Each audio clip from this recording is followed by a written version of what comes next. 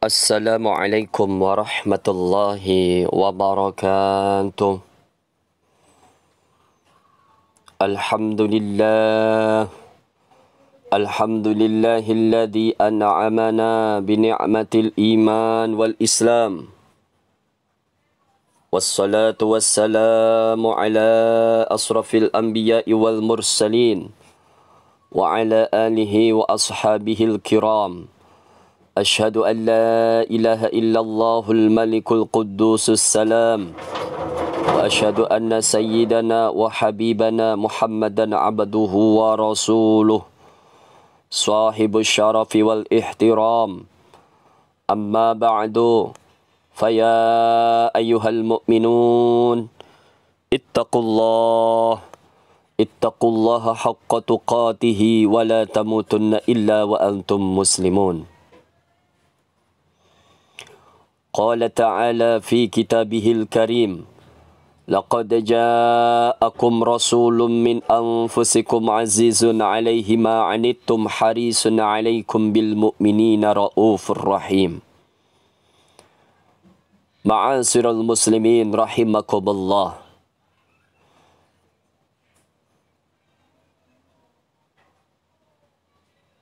Pada kesempatan yang mulia ini, di hari yang penuh barakah ini, mari kita senantiasa mengingatkan diri kita masing-masing, mengajak pribadi kita masing-masing untuk senantiasa selalu memperkuat keimanan dan ketakwaan kita kepada Allah. Ketakwaan yang sebesar-besarnya, ketakwaan yang sekuat-kuatnya, dengan cara menjalankan apa yang sudah diperintahkan oleh Allah dan menjauhi segala yang sudah dilarang oleh Allah Subhanahu wa ta'ala.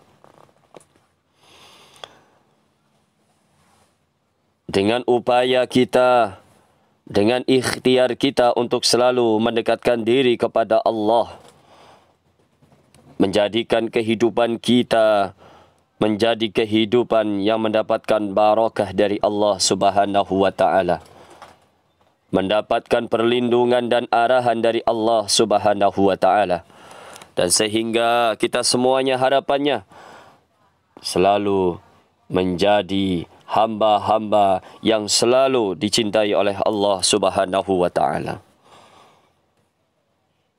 Harus diakui bahwa manusia cenderung ingin mendapatkan kebaikan dan memperlakukan orang lain dengan baik. Akhlak demikian menjadi fitrahnya setiap manusia. Jamaah salat Jum'ah rahimakumullah. Perjalanan dakwah Nabi kita Muhammad sallallahu alaihi wasallam adalah mengemban sangat besar tanggungjawabnya. Nabi kita tercinta memikul tanggungjawab yang sangat besar untuk seluruh umat manusia. Nabi kita tercinta Muhammad sallallahu alaihi wasallam, Allah berikan tugas yakni sebagaimana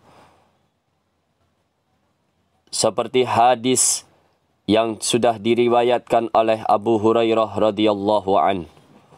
Innama bu'ithu liutammima makarimal akhlaq. Sesungguhnya aku diutus hanya untuk menyempurnakan kesalihan akhlak. Hadis riwayat Al-Baihaqi.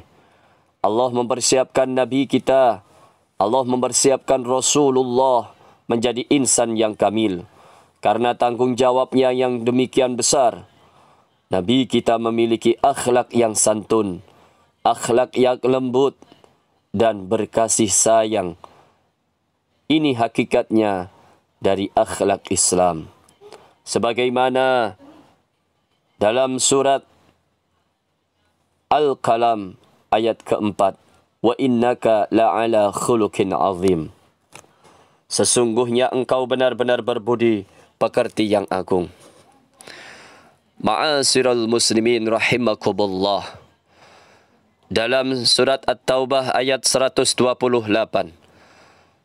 Allah juga berfirman Laqad ja'akum rasulun min anfusikum azizun 'alaihi ma 'anittum harisun 'alaikum bil mu'minina raufur rahim.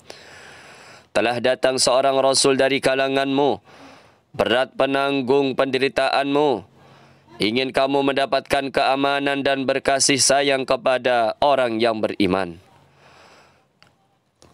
Kaum muslimin yang dirahmati Allah, sebagai rujukan utama dalam akhlak adalah meneladani Rasulullah dalam setiap aspek. Kehidupan bukanlah suatu yang mustahil karena Rasul bukan malaikat. Beliau manusia biasa yang di dalam dirinya ada mutiara akhlak. Mutiara akhlak yang sangat mulia, yang sangat agung. Rasulullah adalah seorang yang rendah hati, seorang penghulu segala rasul, dipuji oleh Allah, tapi berjalan di muka bumi tanpa meninggikan kepala. Bahkan ketika Fathul Makkah, beliau menundukkan kepalanya sebagai tanda penghormatan kepada kota Makkah. Rasulullah tidak pernah menyimpan dendam kepada penduduk Makkah, meskipun telah diusir. Beliau memaafkan semuanya, dan maaf dalam Islam yang paling hebat itu adalah dengan fa'fu wasfahu, yaitu maafkan dan lupakan semua kesalahan.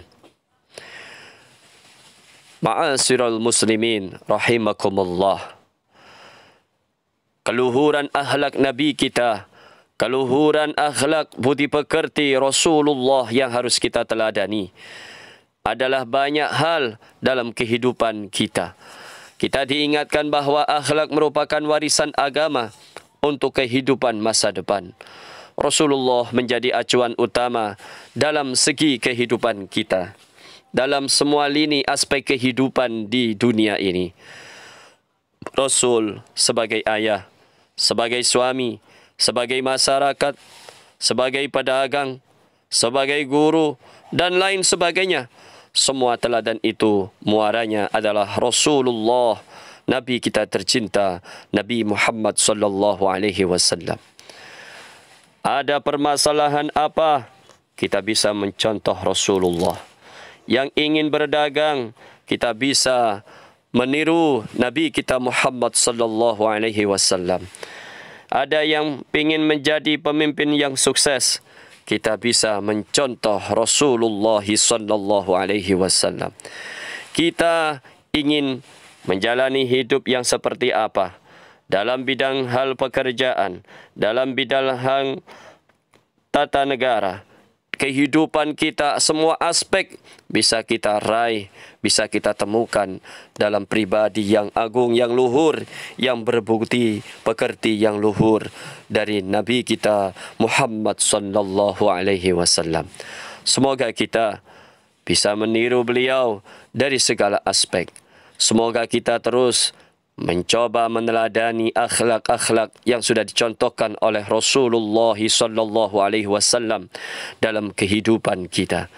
Dan semoga kita semuanya bisa dan mudah untuk meniru perilaku-perilaku, contoh-contoh yang sudah diberikan oleh Nabi kita Muhammad sallallahu alaihi wasallam.